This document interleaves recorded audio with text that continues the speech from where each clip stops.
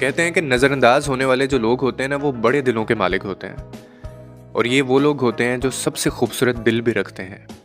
अब ऐसा क्यों है? और नज़रअंदाज होने के बाद भी जो लोग आपसे रिश्ता बनाए रखना चाहते हैं, आपके साथ चलना चाहते हैं, इसका ये मतलब नहीं होता कि उनकी अपनी कोई सेल्फ़ रिस्पेक्ट नहीं होती या उनकी अपनी कोई इज़्ज़त नहीं होती या उनको बेइज़्ज़ती अपनी महसूस नहीं हो रही होती, बल्कि इसका मतलब ये होता है कि वो रिश्तों को बचाना चाहते हैं।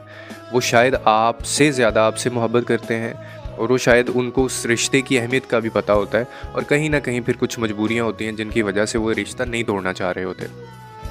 और ये जो लोग होते हैं ना, इंतहाई खूबसूरत होते हैं, मुखलिस होते हैं। क्योंकि आप अपनी ज़िंदगी में देखें, थोड़ी-सी नज़र दौड़ाएँ, कितने ऐसे लोग हैं आपकी ज़िंदगी में जो आपकी गलतियों को, आपकी कोताहियों को, आपकी हमाकतों को या आपकी जो नादानियाँ होती हैं, वो इनको नज़रअंदाज करते हैं और फिर भी वो आपके साथ चलते हैं और बिना किसी एग्रेशन के, बिना कोई गुस्सा और एंगर दिखाए आपके साथ वो चलते हैं। हाँ, गलती का एहसास दिला दें, लेकिन फिर भी वो आपके साथ चलने के लिए तैयार रहते हैं, वो रिश्ते तोड़ने की बात नहीं करते।